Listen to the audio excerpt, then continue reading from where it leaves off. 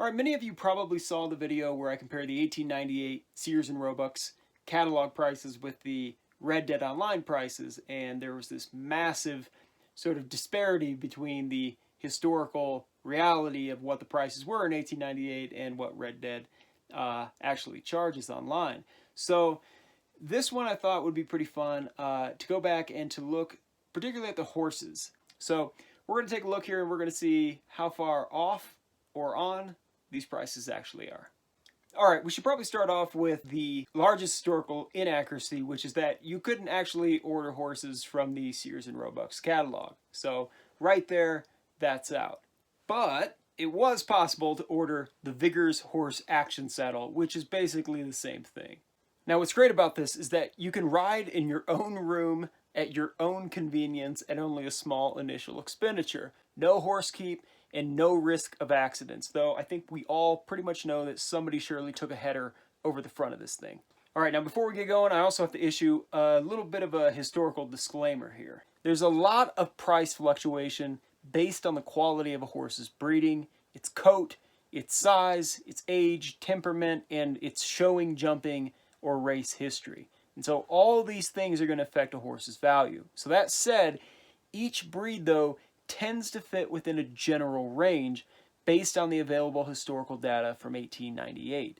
So to make the comparison to Red Dead Online easier, I simply calculated the historical range based off the available evidence, establishing a single average 1898 price point.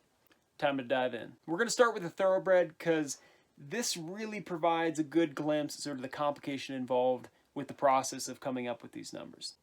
In an 1898 newspaper account about a horse auction in Lexington, Kentucky, some thoroughbreds sold for $5 to $10, while others went for $1,000. And in another auction, held a day later, a thoroughbred named Lissick sold for $7,000. But these prices are really the outliers, as newspapers specifically state that horses mentioned by name in those articles were only, quote, the best sales. Luckily, we can calculate out the number of thoroughbreds auctioned and the total income from the auctions to reach an average. So in the first auction, 107 thoroughbreds were sold for a total of $22,220. This averages out to about $208 per horse. In the second auction, 643 thoroughbreds were sold for a total of $124,805, averaging out to $194. So the historical average thoroughbred price in 1898 was about $200. Now Red Dead has 3 thoroughbreds, with 2 priced at $130 and the other being gold. Now we'll stick with the cash prices to keep things simple, which makes the average thoroughbred $130, which is actually a 35% mark down from the 1898 average. Don't tell Rockstar. Now moving on to the Western horses. And when I say Western horses, I'm talking about the Mustang, the Nakota, the Appaloosa, and the American Paint Horse. So the Nakota really isn't a racehorse in the sprint sense, but their stamina makes them great in endurance racing. So these horses were prized on the Great Plains by Native Americans, being used for work and warfare. Several of the Lakota and Northern Cheyenne war societies had a very strong preference for blue roan Nakotas, which is a very rare color. The Dakota idea of Wiopiata, the West, is this area of power that governs both storms and warfare. And the colors of the West were both black and blue. So they saw blue horses as part of this complex of entities and powers, so an ideal war horse. Now, as these were the most prized, one would think that they'd command the highest cost, but they don't. Instead, in the game, blue roan Nakotas are the exact same cost as white roan, which really wouldn't have been accurate, at least for Native Americans. As for the actual 1898 price, things get pretty convoluted. Now, when Sitting Bull surrendered at Fort Buford, North Dakota in 1881, his personal herd of Nakotas were confiscated and sold to the post traders. Now, while we don't know the exact price, we do know that the Nakotas were simply not perceived as rare or especially valuable. Now, according to the Nakota Horse Conservancy, quote, some people felt that the rough appearance, loud coat colors, and small size of the many Indian horses made them undesirable prospects for saddle stock. Many of them ended up on western ranches alongside other ponies such as Mustangs, paint horses, and Appaloosas, collectively called Western horses. In 1897, a Wyoming breeder began selling these horses to British polo players for between $45 and $100 a head. The smallest of these breeds was the Mustang, which averaged about 700 to 800 pounds. The Nakota was about 900 pounds. The American Paint was between 950 and 1200. The Appaloosa was the largest at about 950 to 1250 pounds. Now, historical data tends to show that taller, heavier, and more versatile horses commanded higher prices, excluding higher-end mounts like Thoroughbreds or Arabians. So, for example, in a January 1899 New York Tribune classified section, an 800-pound horse is listed for $25.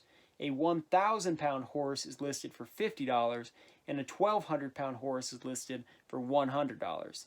Mind you, the breeds and the ages are unspecified here. But more evidence actually lies in U.S. government documents from 1898. Because in 1898, the United States went to war, the Spanish-American War, and they needed a lot of horses. So by scouring through these documents, we know that in early 1898, riding horses, which were overwhelmingly composed of these Western horses, were purchased for an average cost of $78, which fits precisely in our range. So with this data, Mustangs were likely the least expensive, around $50 a head. The larger Nakota was likely around $60 a head, the American Paint was closer to $80, and the Appaloosa, $90. The average Mustang price in Red Dead Online is $130, which is a 160% markup from the 1898 average. The average Nakota price in Red Dead is also $130, which is a 117% markup. The average American Paint horse price on Red Dead Online is $130 as well, which is a 62.5% markup. And last, the average Appaloosa price on Red Dead is also $130, which is a 30% markup. Now we're going to be moving on to draft horses, which would be like the Shire, the Suffolk Punch, and the Belgian. Now, thanks to the 1898 governmental records, we know that draft horses were purchased early in the year on average for $148 a head. But by mid-1898, they averaged only $125 a head.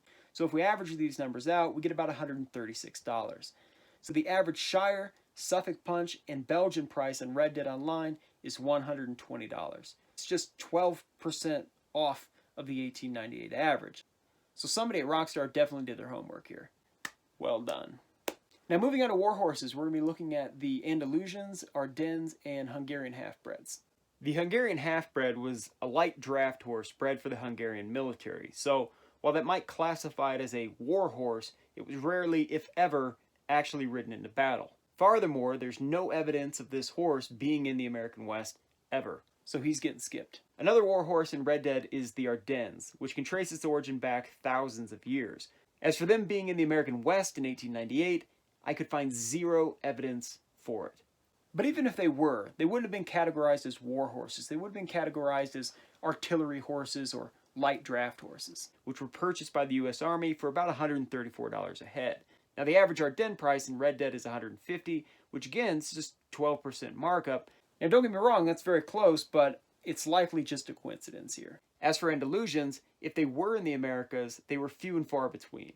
Though Columbus requested Andalusians specifically for his journey to the New World, the Spanish government refused his request because it was believed that they wouldn't survive the journey. Instead, they sent a smaller, hardier breed of Spanish horse they called Iberian Sorayas. Certainly, some well-to-do Spaniards did bring their beloved Andalusians with them, but these seemed to be exceptionally rare. Back in Europe, beginning in the mid-1750s, you have the rise in popularity of Thoroughbreds, which actually came in to replace Andalusians and greatly lowered their value. So, while a fine horse, the evidence is strong that they just weren't valued as high as Thoroughbreds. And in the book, This is the Spanish Horse, the author writes that by 1900, quote, the purebred Andalusian was not viewed favorably by breeders or the military, and their numbers decreased significantly. So we'll pause and we'll come back to them in just a bit. The real war horses of the American West would actually be Mustangs, Morgans, and American Standardbreds, the latter two being the two most common horses in later Civil War cavalry units. Now of the three, the American Standardbred was definitely the most expensive. In a January 1899 New York Tribune classified section, a Standardbred that could, quote, take a 5-foot hurdle, has won several races, and took the blue ribbon at the state fair, was listed with saddle and bridle for $250. In a February 1898 article in the New York Times, a Standardbred named Planet sold for $6,000. But in the multiple 1898 articles discussing large Standardbred auctions, the papers only made a point of mentioning those few horses sold for more than $200, which means that most standardbreds sold below that number. In another newspaper article from 1898, the average coach horse cost around $125. Now, we can't say for sure that this $125 average horse is a standardbred, but we do know that standardbreds had the smoothest gait of all horses, which made them extremely popular horses to be coach horses. So I think the evidence is strong that the average 1898 standardbred would have probably ranged between $125 and $135. So we're going to average it out to $130. As for Morgans in 1898, the most expensive sold at auction was named Rara Davis, who fetched $1,050. Yet most Morgans sold at the auction went for under $200. The fact that the article notes a Morgan sold for $250 and another for $230 as outliers indicates that the average price was likely far less. So given that evidence, I'd peg the average Morgan around $110. If we look at the government documents from the Spanish-American War, they state that the government purchased war horses, which they called cavalry horses, in early 1898 on average for $126 a head. But by mid-1898, they only averaged $100 a head. So averaging these numbers out, we get about $112, which fits perfectly within our estimated range.